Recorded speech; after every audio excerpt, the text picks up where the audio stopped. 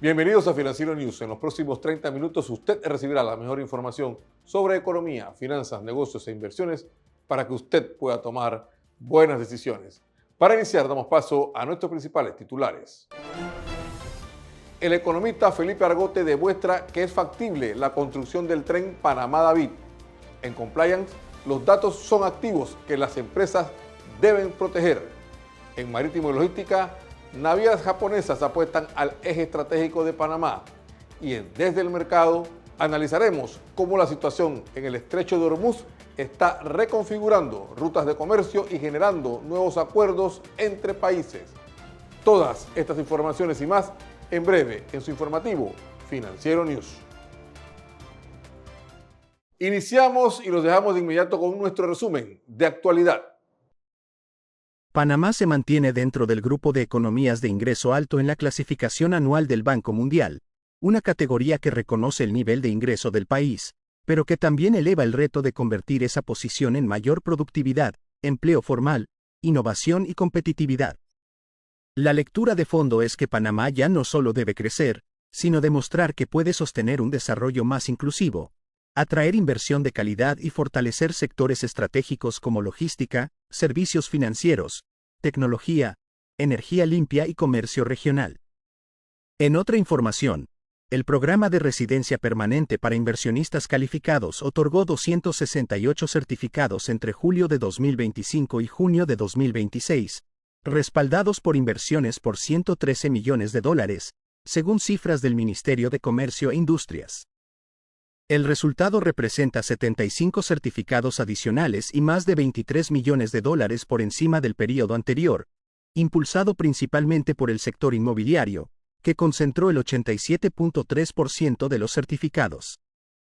La lectura de fondo es que Panamá está utilizando esta figura no solo como mecanismo migratorio, sino como herramienta para atraer capital extranjero, dinamizar inversiones y posicionarse como destino competitivo para empresarios e inversionistas internacionales. Por último, Panamá y México acordaron relanzar sus relaciones bilaterales con una agenda enfocada en comercio, inversión, conectividad, infraestructura, seguridad, turismo, educación e innovación, tras una reunión de 2 horas entre el presidente José Raúl Mulino y la presidenta Claudia Sheinbaum. México también reiteró su respaldo al Tratado de Neutralidad del Canal de Panamá, un punto estratégico para el comercio internacional.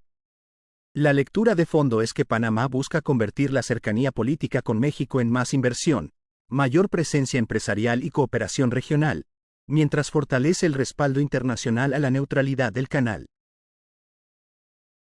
Avanzamos en nuestro segmento de logística y marítimo. Navieras japonesas buscan aprovechar más el valor estratégico de Panamá para el transporte marítimo. Japón reforzó su interés estratégico en Panamá, luego de que una delegación de la Asociación de Navieros de Japón se reuniera con el presidente José Raúl Mulino en el Palacio de las Garzas para ampliar la cooperación marítima entre ambos países. El dato central es contundente. En 2025, un total de 1.072 buques japoneses transitaron por el Canal de Panamá, muchos de ellos con carga de gas, lo que confirma el papel de la vía interoceánica en la seguridad económica japonesa. Durante el encuentro, Panamá planteó cooperación técnica, modernización del registro de buques panameño, y más oportunidades para marinos nacionales en la flota japonesa. También se abordaron megaproyectos como nuevos puertos, el gasoducto y el reservorio de Río Indio, claves para garantizar agua y eficiencia operativa del canal. La lectura de fondo es que Japón no ve a Panamá solo como una ruta de tránsito, sino como un socio logístico marítimo y energético de largo plazo.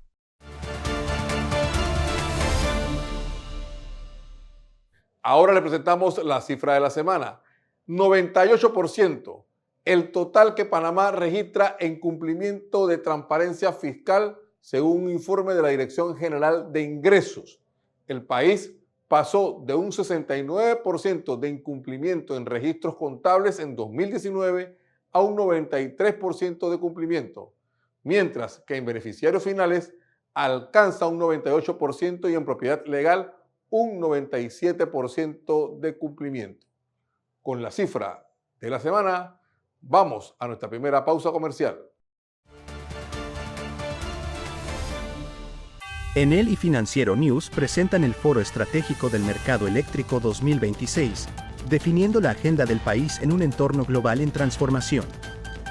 Este 23 de julio de 2026, líderes del sector público, privado y empresarial se reunirán para analizar el futuro del mercado eléctrico panameño. Un espacio estratégico para analizar el entorno global y su impacto en Panamá, impulsar la modernización del modelo eléctrico, promover la integración de energías renovables, mejorar las señales de precio, fortalecer la integración regional del mercado eléctrico y abrir nuevos esquemas de participación público-privada.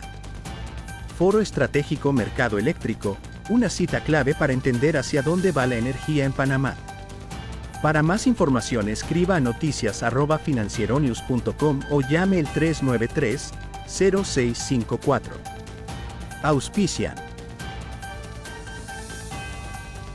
Financiero News, información para tomar buenas decisiones. Estamos de vuelta, amigos, y en nuestro segmento de la entrevista tenemos con nosotros hoy al economista Felipe Argote, con quien vamos a conversar sobre un reciente estudio de factibilidad que él ha desarrollado y que ha publicado a través de un libro, y con el cual queremos conversar para analizar ese resultado de ese estudio de factibilidad sobre el tren Panamá-David, una obra que está en manos del gobierno actual, desarrollarla y obviamente queremos conocer cuál ha sido el resultado de ese estudio. Felipe, bienvenido a Financiero News. Gracias por la invitación. Siempre es bueno estar en tu programa. Muchas gracias, Felipe. Queremos conversar preguntándote cómo se sustenta o cómo se armó este estudio de factibilidad y qué resultados te arrojó. Mira, tengo que aclarar que lo que presentó el gobierno de la República de China, que le regaló a Panamá por relaciones diplomáticas, era un estudio técnico, no un estudio de factibilidad. Igual que lo que posteriormente pagó este gobierno, una empresa norteamericana también hizo un estudio técnico. ¿En qué consiste? Bueno, por dónde va el tren y cuánto cuesta. Eso lo hacen los ingenieros en campo. Lo que no hicieron fue el estudio económico, el estudio financiero, el estudio de mercado. Por eso la gente pregunta cuánto va a costar el tren, cuánto va a ser el subsidio, y nadie puede responder. Bueno, eso fue lo que yo hice, la parte que hacemos los economistas, del estudio de factibilidad para ver si el proyecto es viable. Y el resultado de eso es que sí, efectivamente, el proyecto es muy viable. Ahora, ¿cuánto sería el costo que tú has estimado de la obra? ¿Cómo se financia esa obra? ¿Hay los recursos en Panamá hoy para financiar un proyecto de esta magnitud? Bueno, el valor de la obra no lo defino yo, eso lo define justamente el estudio técnico, porque ellos son los que saben por dónde va la vía, cuánto piedra hay que romper, cuántos túneles, cuánto valen. Eso lo hicieron los ingenieros y yo lo tomo como bueno. En ambos casos fue 5.500 millones a 7.000. La diferencia es que finalmente el tren no debe ser a David, debe ser a la frontera, porque ese debe ser un tren no de pasajeros, un tren de pasajeros y carga. Si no tiene pasajeros y carga, definitivamente ese tren no es viable. Lo que yo pongo entonces es lo que llamamos los economistas la tasa interna de retorno. ¿Cuánto debe ser la tasa de interés que presta el mercado para que sea viable? En este caso, la tasa interna de retorno sale alrededor de 13%. ¿Qué significa eso? Que la tasa de mercado tiene que estar al 13% para que no sea viable. Pero una tasa de mercado no está al 13%, está a 4, 4,5%. Que si tenemos esa plata, por supuesto que no, porque no tenemos esa plata, siempre financiado. Igual que el Metro de Panamá, igual que la línea 1, 2 y 3, todo ha sido financiado porque ningún país tiene esa plata, como ninguna persona tiene la plata para comprarse una casa al contado. Ahora, pero vamos a requerir entonces también de subsidio para si llegamos a desarrollar esa obra. Eso es correcto. El subsidio calculado, y eso sí lo hago yo, es de 70 millones al año. O sea, que es prácticamente lo mismo que damos de subsidio al Metro de Panamá, por ejemplo. O sea, que no es gran cosa. La gran diferencia es que, mira, en la ampliación del canal, que duró 7 años, de 2009 al 2016, fueron 5.500 millones de dólares. En este caso son 7.000, genera 6.000 empleos directos en la carretera, en el interior, donde se necesita, con lo que eso significa para las empresas de toda el área. no en la montaña, no en la montaña con peruanos, malayos y filipinos que viven en un cubículo y mandan la plata a sus países, en la carretera con panameños y extranjeros residentes en Panamá que gastan la plata aquí. Entonces la posibilidad de volver a esa bonanza de 2009, 2010, 2011, 2013, con crecimiento de 2 dígitos, está dado por la posibilidad de generar un proyecto en un país que no es un país agrícola, que no es un país industrial, es un país logístico. Y esta logística puede generar suficiente para reproducir el crecimiento, por ejemplo, el agro. O sea, el tren a Chiriquí, según estos mismos cálculos, genera la posibilidad de reducir el costo de la comida en 20% de lo que viene de Chiriquí. ¿Por qué? Porque el productor no tiene que venderle al intermediario que le dice, este es el precio, y nadie te va a pagar ni un real más y dentro de una semana se te pudre. No, él lo pone en el tren, lo recibe el comprador en Mercapanamá y eliminamos al intermediario que es el que se queda con gran parte de la riqueza. Eso genera la posibilidad del productor que tenga ingresos suficientes para seguir sembrando. Ahora, ese estudio de factibilidad tuyo, ¿cuánto mueve dentro del ecosistema de la economía de Panamá en el momento de que esté en construcción y en el momento en que esté en funcionamiento? Mira, cuando está en construcción va a ser 6.000 empleos directos, el doble que lo que genera la mina realmente, porque la mina no genera los empleos que ellos dicen, y eso lo comprobé yo. 6.000 es eso, mira, el canal de Panamá tiene 9.500 empleados, y en realidad genera 20 a 30.000 empleos indirectos. En este caso es más o menos lo mismo, 25.000 con el factor multiplicador normal del área, no exagerado, genera 25.000 empleos. Al finalizar la obra, quedan trabajando 2.500 empleados, porque este es un proyecto de operación que va a generar movimiento, va a generar inversión extranjera directa, porque la inversión extranjera directa no viene donde hay confianza, confianza y confianza. La confianza es importante, pero la inversión extranjera directa viene cuando hay demanda, cuando hay quien compre. Por eso cuando estábamos generando el crecimiento, la ampliación del canal, aquí había un ingreso de inversión extranjera directa de 5.500 millones.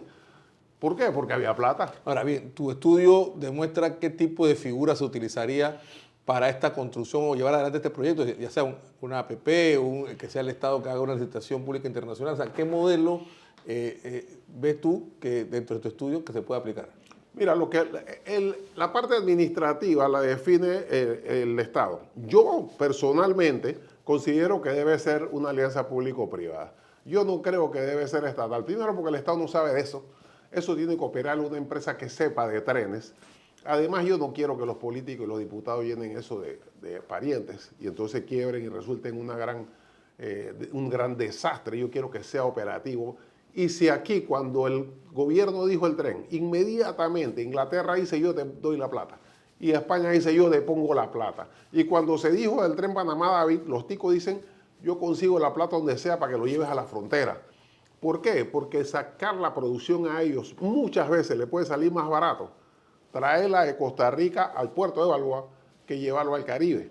Entonces, para Costa Rica puede ser y para nosotros también, porque todo eso nos conviene, porque este es un país logístico. Entonces, ¿qué es lo que pasa? La siguiente pregunta, entonces, ¿por qué no lo hacen? Porque además, mira, no destruye el ambiente para los ecologistas, porque poner dos rieles no es lo mismo que meter 4 planchas de cemento. ¿Por qué no lo hacen? Bueno, porque tenemos un país en donde las empresas productoras de cemento y de carretera tienen mucha influencia. Y yo los entiendo, porque las personas generalmente consideran que sus intereses son prioritarios y son buenos para el país. Entonces, si yo soy constructor de carretera, digo, oye, eso no sirve, vamos a hacer carretera mejor. Yo tengo una empresa de carretera muy buena. Pero es evidente, mira, este gobierno tuvo la mejor idea del mundo. Y se han pasado 2 años y no la han implementado. Me quedo con ese análisis final. Fue Felipe Argote, economista, que desarrolló un estudio de factibilidad sobre la construcción del denominado Tren Panamá a David. Vamos a continuar con nuestro programa y vamos a presentarles nuestro segmento de tecnología. Y en nuestro segmento de tecnología, ¿sabía usted que de cada 6 panameños, de cada 10 panameños, prefieren pagar con tarjeta de débito? Los detalles a continuación. De acuerdo con el estudio sobre el estado de la digitalización y la inclusión financiera 2026 de Mastercard, 6 de cada 10 personas afirman que prefieren pagar con tarjeta de débito. Sin embargo, el efectivo todavía representa el 48% del gasto del consumo personal, lo que evidencia una brecha entre la preferencia de los consumidores y el uso cotidiano de los medios de pago digitales. Esta realidad refleja un desafío compartido en la región. En América Latina y el Caribe, el 89% de los consumidores ya utiliza soluciones de pago digitales en su vida diaria. Sin embargo, aún persisten situaciones en las que recurren al efectivo, incluso cuando preferirían pagar digitalmente. De hecho, el 59% afirma que al menos una vez al mes debe usar efectivo por falta de alternativas, mientras que el 87% considera clave que más comercios y personas acepten pagos digitales. En Panamá seguimos viendo cómo más personas incorporan los pagos digitales a su día a día. Las tarjetas de débito se han convertido en una puerta de entrada a pagos más seguros, mayor control financiero y beneficios diseñados para acompañar distintos momentos de la vida cotidiana. La tarjeta de débito puede ser una herramienta para administrar mejor el dinero. Cada transacción genera un registro que permite dar seguimiento a los gastos, mantener trazabilidad sobre cómo se utilizan los recursos y contar con mayor visibilidad de los movimientos financieros. Esto ayuda a las personas a mantener el control de sus finanzas y tomar decisiones más informadas en su día a día.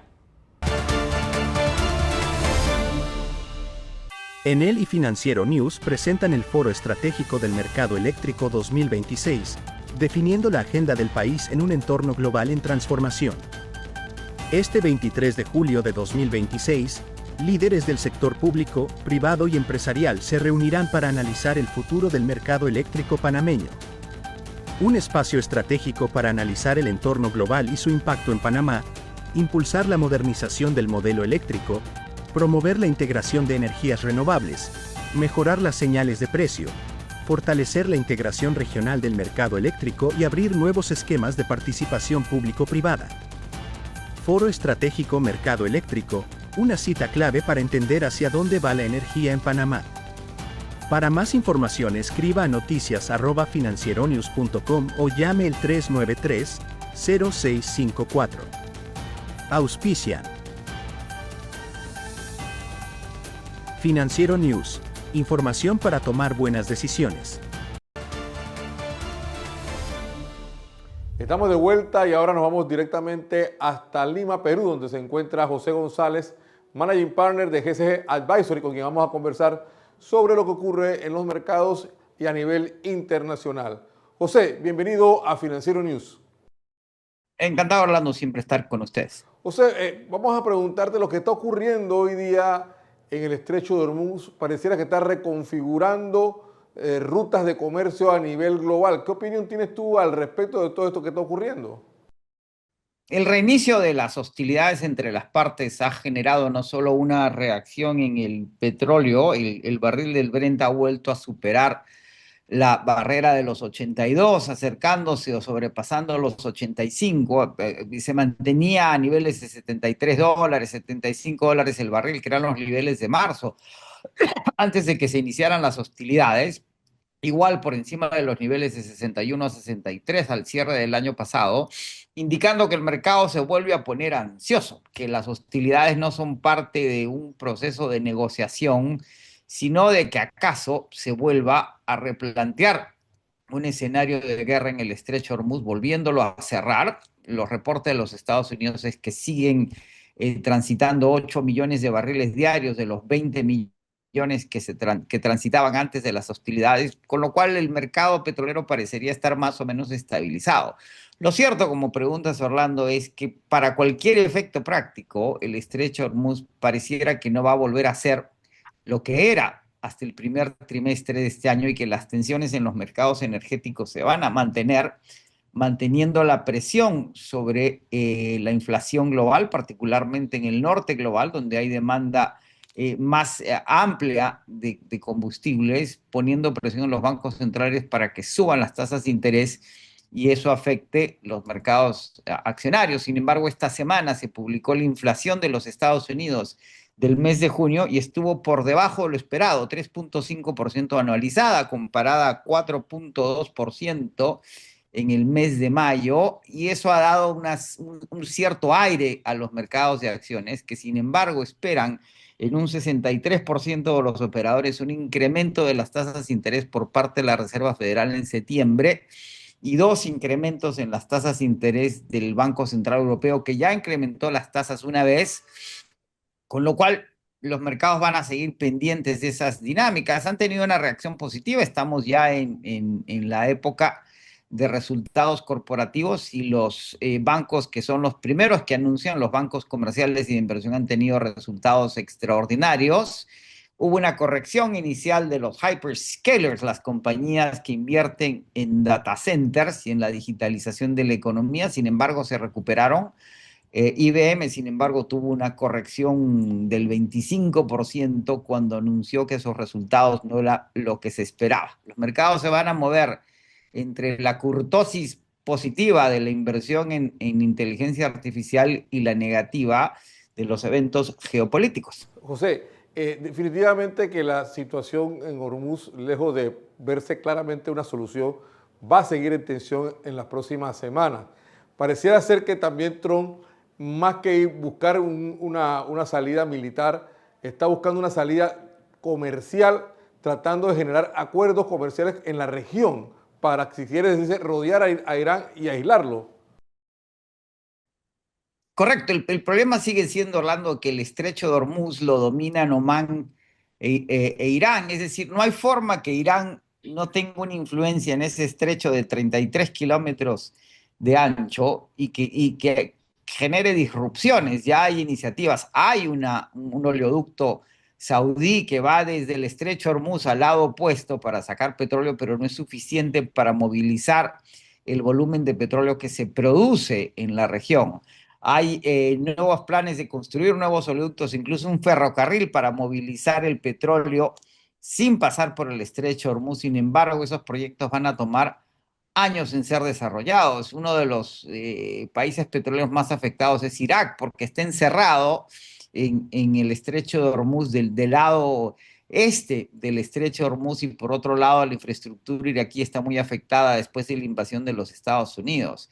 El problema va a seguir siendo que en la medida que ese 20% de petróleo que se produce y transita por el estrecho de Hormuz no circule libremente, vamos a seguir teniendo un efecto en los mercados energéticos. Eso tiene dos consecuencias. Ya la Agencia Internacional de Energía ha anunciado que se espera un declive en la demanda de petróleo de 1 millón de barriles el próximo año, la primera desde el año 2020 por la pandemia, y va a seguir impulsando la producción venezolana en Venezuela en función, ya el gobierno en Venezuela ha anunciado que la producción en lo que va del año se está acercando a los 1.2 millones de barriles, es decir, sigue creciendo, se espera que cierren 1.3 y que el próximo año acaso se acerque a los 2 millones, en la medida que Venezuela es un productor de petróleo libre del conflicto en Hormuz y se subraya la naturaleza de ser la reserva de petróleo estratégica más importante en Occidente. Muchas gracias, José, por tu análisis. Queda todo bastante claro.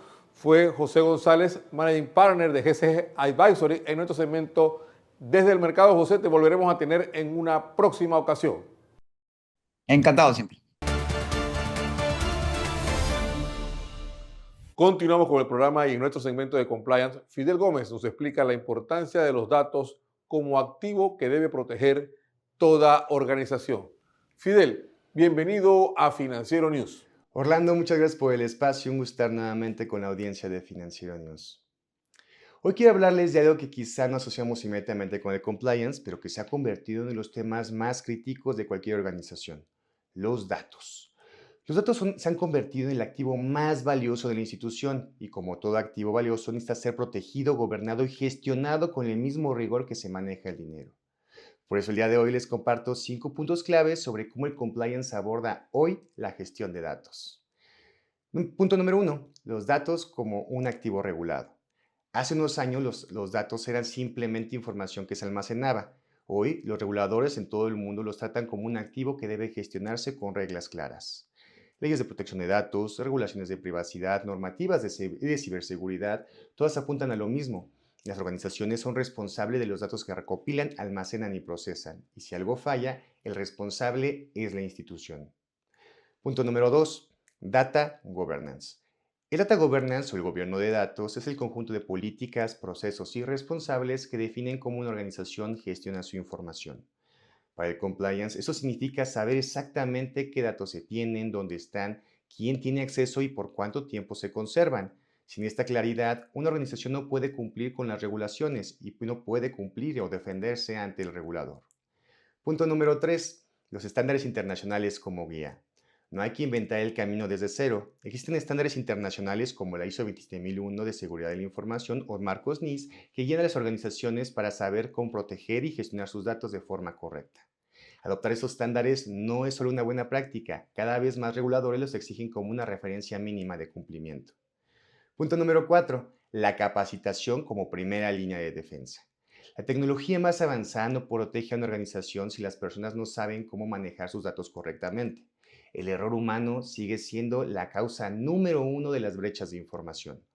Por eso, la capacitación continua de manejo de datos, de privacidad y ciberseguridad no es opcional, es parte esencial del programa de compliance de cualquier institución responsable. Y punto número 5. El dato bien gestionado genera confianza. El punto va más allá del cumplimiento. Una organización que gestiona bien sus datos genera confianza en sus clientes, en sus socios y en los reguladores. En un mundo donde los escándalos de filtración de datos son cada vez más frecuentes, la gestión responsable de la información se convierte en una ventaja competitiva real. No solo cumples, te diferencias. Los datos hoy son lo que el dinero siempre ha sido, el activo central del negocio. Y como todo activo, su valor depende de quién también los protege, se gobierna y se gestiona.